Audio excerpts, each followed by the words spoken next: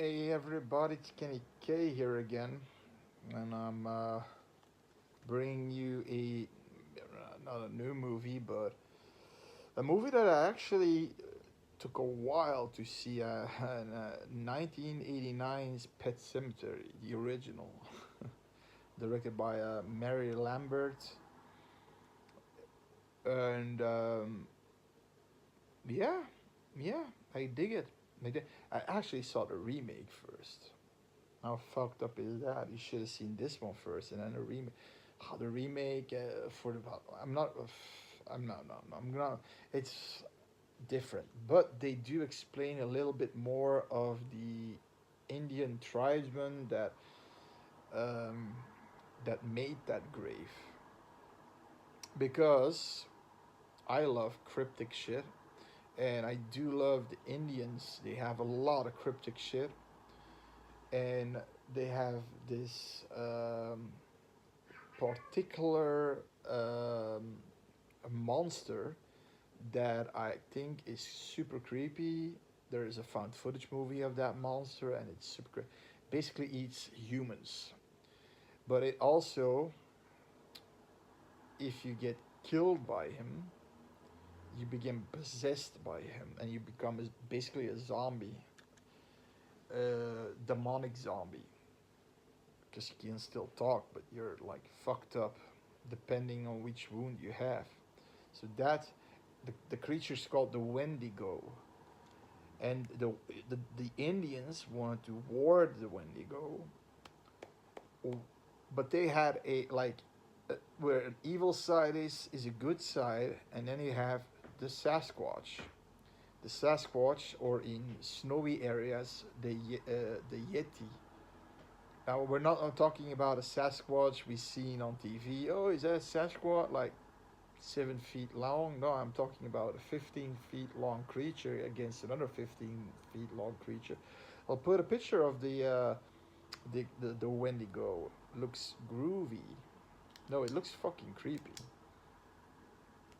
and I like that. And that made the story for me already creepier. But this isn't a horror movie you should watch for, especially not for the gore,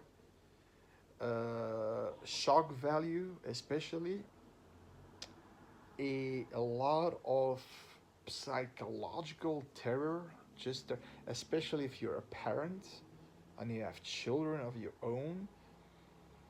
We know the synopsis of the movie is you've got Louis Creed and the Creed family, Dale Midkiff, and I actually never heard of this guy, uh, plays the dad. Denise Crosby, I heard of, seen her. Rachel Creed, and then what is his name? Fred Gwynn.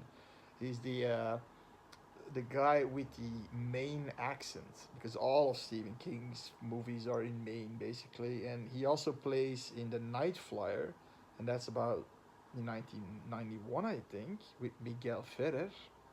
God bless his soul because he died.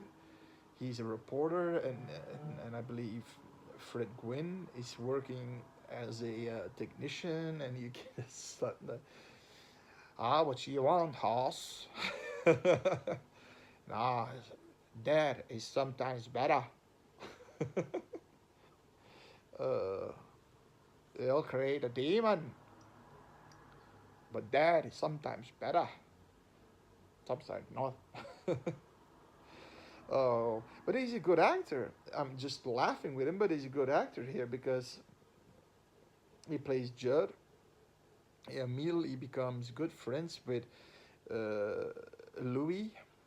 He becomes a new town doctor, and he has a son, Miko Huge, that became a sort of child star, and he plays in like Mercury Rising. I think that was a movie. Yeah, was that a movie? He plays in more movies that I know that he plays. He plays in another fucking remake of Night of the Living Dead. I think you have like three remakes. The first one was the Tom Savini remake. Fuck. Miko. And he has a daughter, and that's just on the side because nobody really actually. Ellie. Now, at the end of the movie, I'm already gonna spoil this. The only one he keeps is Ellie, but even that he doesn't care for, so fuck it. uh, so basically, and that's the difference in the remake and the original. In the remake, it's Ellie that becomes the possessed demon Wendigo child. But so the story goes, he's a town's doctor, and you hear about Judd, and they have a cat, black cat, like this one, named Church. His name is Salem. You come back? Yeah, you will come back, you piece of shit. He would come back and annoy me. Not kill me, but annoy me. Fucking asshole. No, so, and at some point they live on the most deadly high. I mean, it's a highway. It's a fucking two-way road, but a sand road. I mean, it's like a drive, a drive, a drive-in. You know, from a house for a house. Fuck. Every 10 minutes or so, these truckers, because there are only houses there and trees, and they give full metal to, you know, pedal to the metal. And I'm thinking, why and what the fuck. These guys are on, and you isn't that America or not? These idiots are. It's obviously there are children there and playing children, and they're just going like full speed ahead. Because a truck, a car stopping, that's something different. They can't even topple over. But a truck stopping all that weight can even topple over too. So yeah, eventually, okay, the acting. Okay, let's talk about the positives and the negatives, right? The acting, Dale Midkiff, he was the least favorite. He has this. He has about two scenes in there that I three scenes that I really liked, but that's the only three fucking scenes. Sorry, that he shows any kind of emotion. He's a very monotone looking actor and always on the same tone, and he looks at you and he doesn't move his eyes really, and you don't know if he's irritated or not because he's talking to Judd and he's saying he's drinking beers and he, yeah, that's your thought, not mine. Oh yeah, let's have a beer. I mean, he has this. I can't explain. I can't explain. He acts monotone, but there's little moments sprinkled in about that he like when that a creepy he gets a creepy phone call from me from his son, Gage. You want to play with me, Daddy? And Daddy, what do you do? And I mean, he when he has to sell it, he does sell it. And then an example is, and it's a very tragic. I mean, uh, the cat dying already was tearing up. The fact that we see Gage being run over by this asshole fuckhead in a truck, and he loses, and you see the little shoe, going after it. The way he acts is like, "Ah!" Not that silly, that no, really, and with passion and with anguish, anger, and were moments that I really got goosebumps. And there's another moment.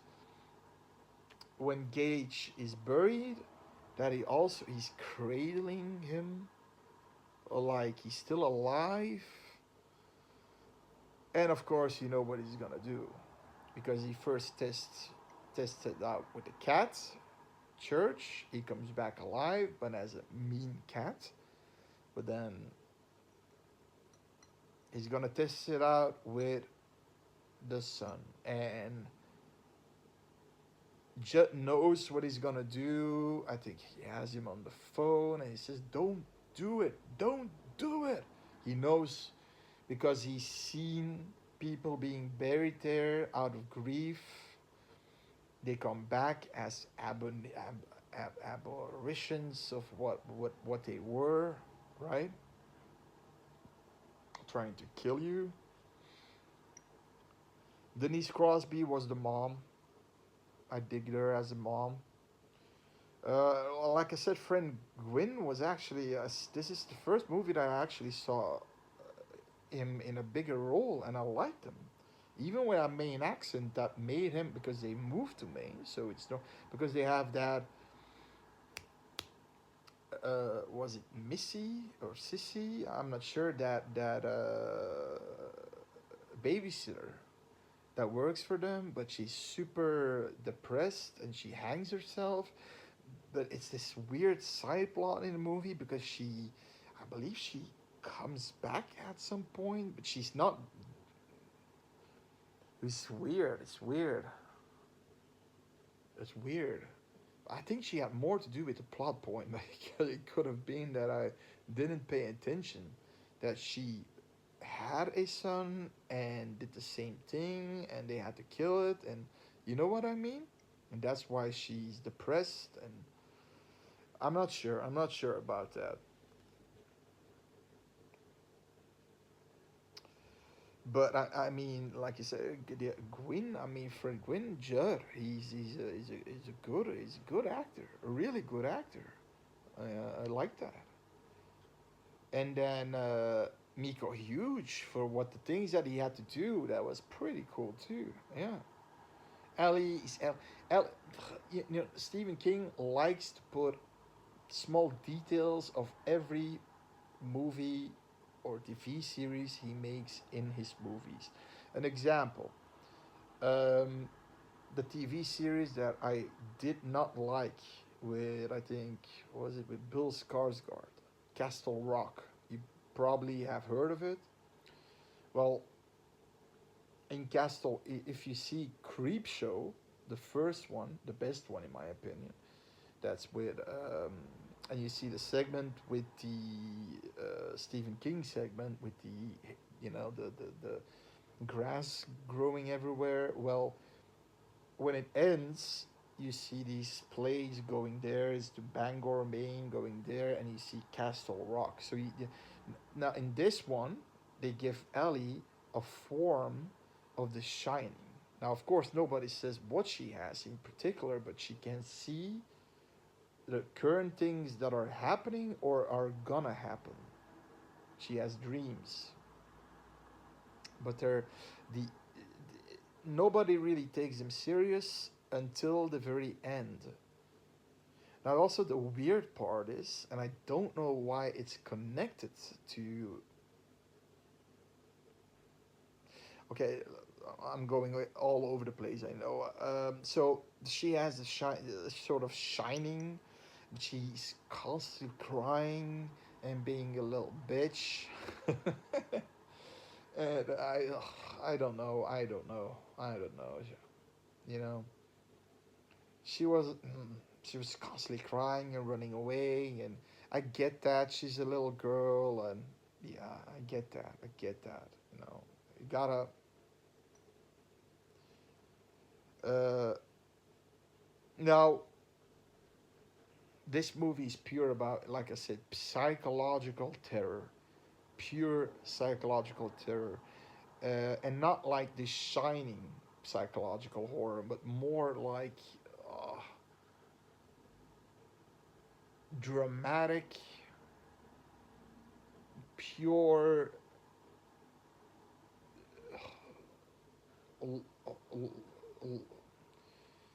the loss of a dear one. That, I mean, that sort of horror tragedy.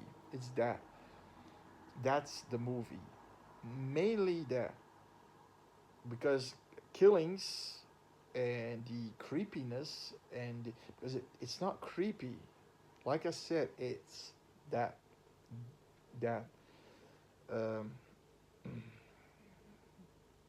the anguish of losing your son like that, the way you're feeling, and also the doubt with, will I bury my child there or won't? Because according to Judd, which he explained that everybody who gets buried there, a man comes back as a,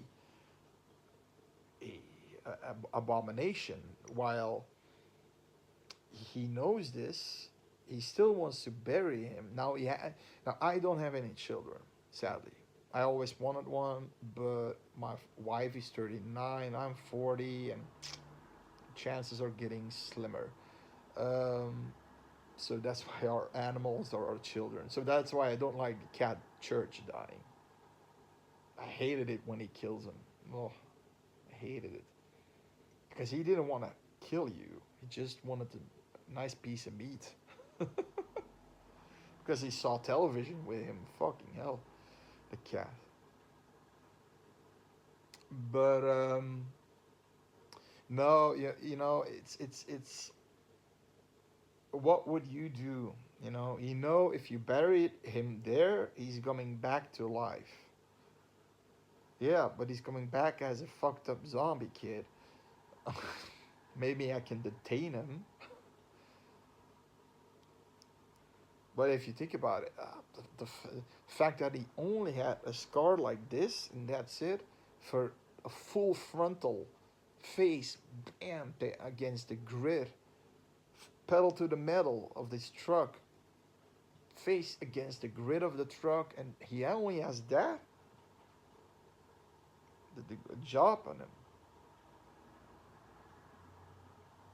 Oh, that's also something you have to put in the equation if you're gonna bury your kid. It's how the fuck he's gonna look like a fucking monster, right? He's a zombie.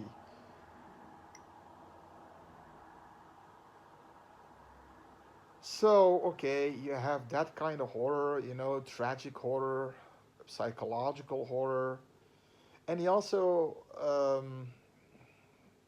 you have creepy moments in there, like the weird Madame Zelda,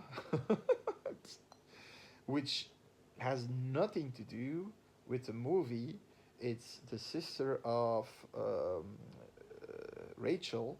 She actually wanted her to die because she was acting like a witch, but she had like a deformed uh, back, and she died from it. And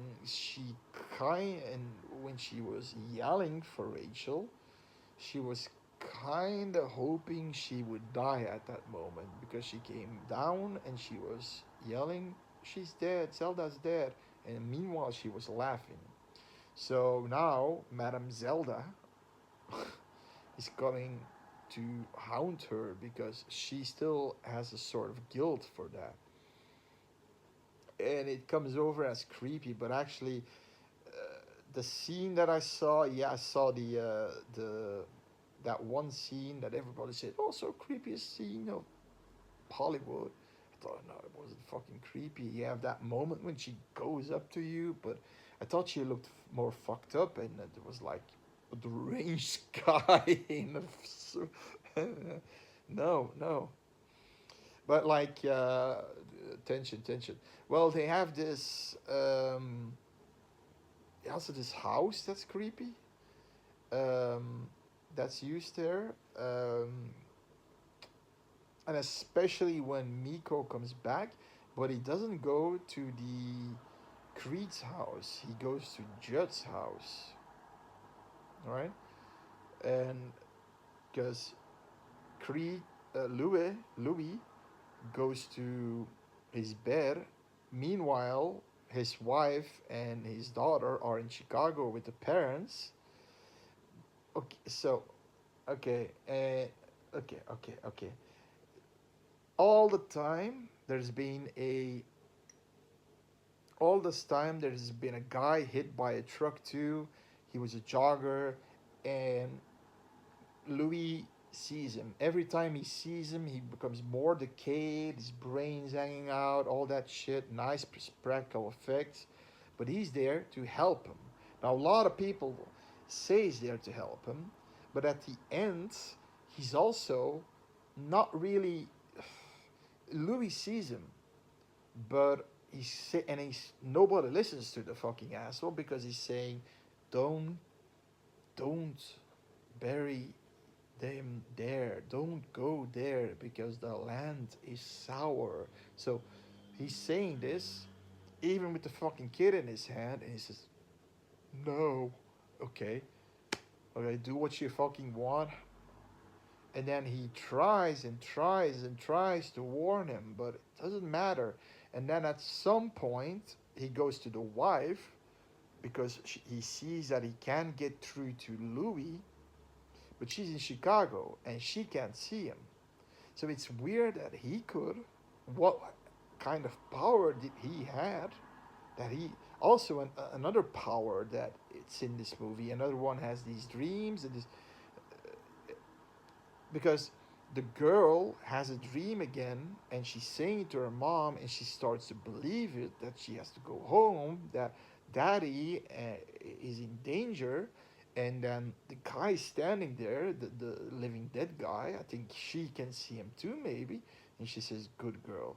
And then he goes all so she goes on planes, in cars, and there's constant problem. So she's sitting on the jet. There's this turbulence, and he's sitting in the back there, and he's laughing like. And I'm thinking, what the is this? Guy, is this guy trying to get her to in the house so Gage can kill her? Is he also a demon? And then, but no, he's not. He's not. But he's just a weirdo.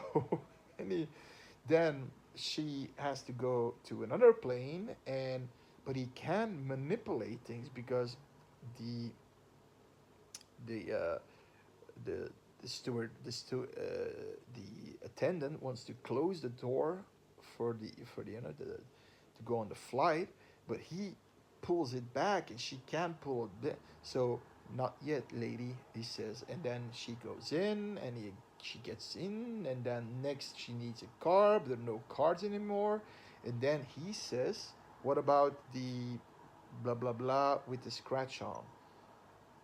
And then the attendant says, "We still have that blah blah blah with a scratch on." So it's weird. He can be in your mind, and so he goes, and then she gets picked up by a truck. He's sitting next to her. He's saying, "Farewell, Rachel. I can't follow you anymore." And he has to go back. He has to go back now, and then I mean to the other side probably.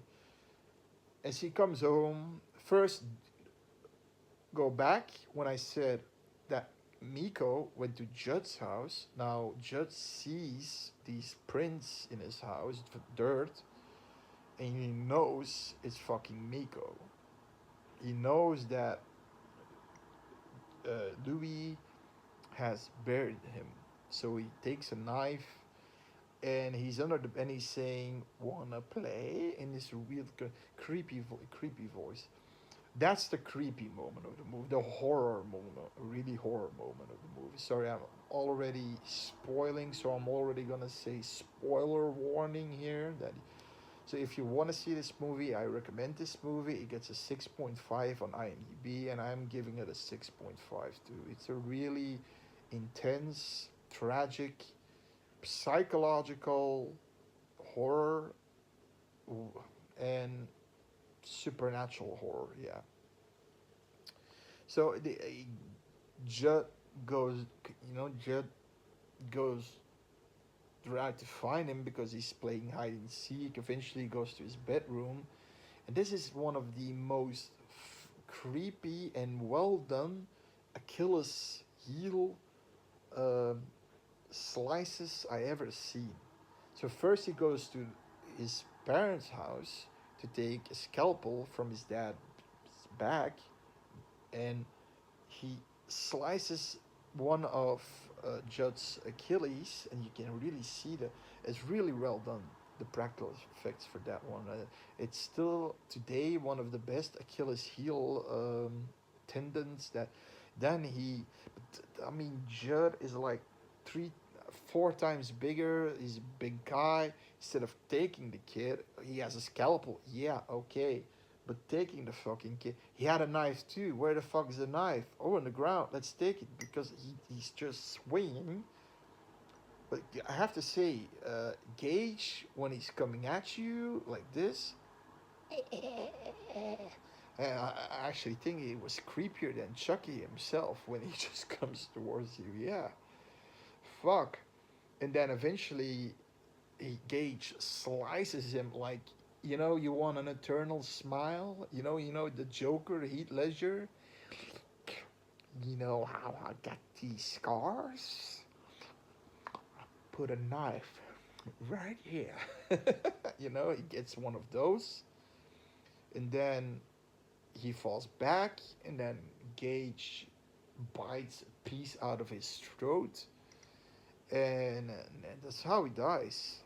So he, like I said, he eats human flesh. And then the mom arrives too late not too late, not too late to save her husband, but she goes in Judd's house because she wants to go to their house, but she hears Zelda laughing, and for some reason she goes to Judd's house. And then, of course, hide and seek and all that shit. And she sees Zelda coming towards her, like, and then you see Gage, and that was a creepy scene with that top hat, and he's like dancing. Mommy, we have good time? Huh? Gage?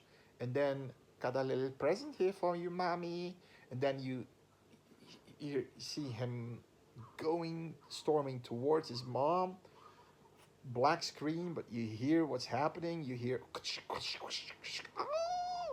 you know, and then that's that phone call Louis gets. I played with Judd now, and I played with mommy. Now I want to play with you, daddy. What have you done? What have you done? Great acting again. He goes to the house. He immediately sees that his scalpel's gone. Oh no. I think he makes these a few syringes with, I'm not sure what's in it. He kills the cat first. Fucking asshole. um, but it's like, I don't know. The cat was immediately dead. And Miko too, because eventually he gives him the syringe. It looked like acid, but but eventually maybe an extreme amount of adrenaline is a possibility. I don't know. But eventually he goes to Judd's room, sees Judd. Oh my fucking hell! He goes back, and then you have this creepy jump scare scene where the mom, which is a cool jump scare scene, the mom's being hanged. Also, a little bit weird that this little kid can hoist the mom. Now, I'm guessing they're a little bit stronger when they're like this. Now, he eventually gets sliced by Miko multiple times. He's getting bitten by Miko Gage multiple times. Now, Ellie's still in Chicago with the grandparents. So, he eventually takes him, lures him to him. Come here, Gage. And then, bam, in his neck. And then he says, no fair. And he walks away and looks back. No fair. I like that. But it's because he's still a kid. But then he does the stupidest, fuckiest thing that he does. He takes the wife and I gotta say, he really, I think Gage really did a number on her, because her fucking face was completely nibbled off on one side, and the eye looked like it's being punctured out. I think he really, really went on down on her, more so than Judd. Um, he again picks up the wife, goes to the cemetery.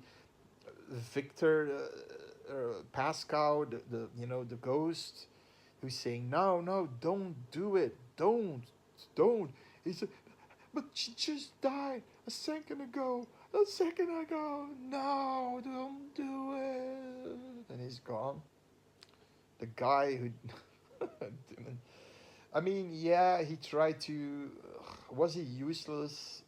Yeah, but in the end, he tried to bring Jessica, uh, sorry, Rachel home,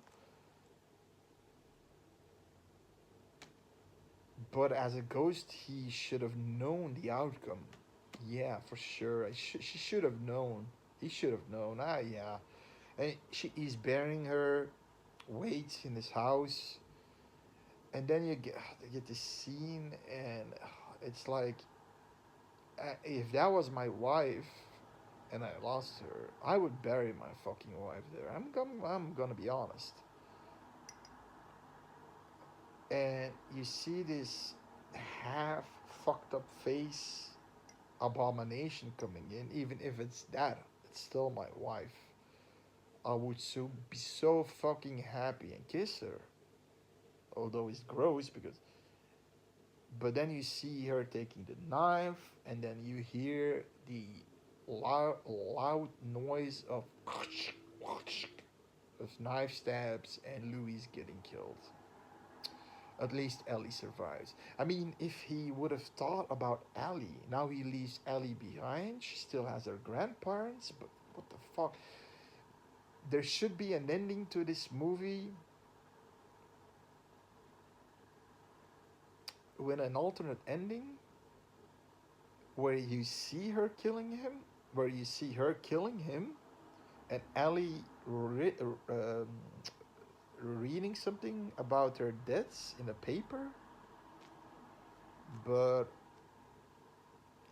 so the negatives, basically, because I actually didn't say the negatives, were why did Louis see that Victor guy? Why could he see him? Um, why the fuck does he bury his wife there? I understand his grief, but he's, first of all, he still has Ellie, and second of all, he knows what comes of it. He knows, and he has to do double the shitty thing. First, getting losing him, and then losing him again. Like, same with your wife, basically. It's then I actually prefer the ending of the remake, because in the remake they all just become a big zombie Wendigo family. Yeah, yeah. There's an alternative ending of that one too, a more happier ending, I believe, where they do survive, and the only one who dies is Ellie.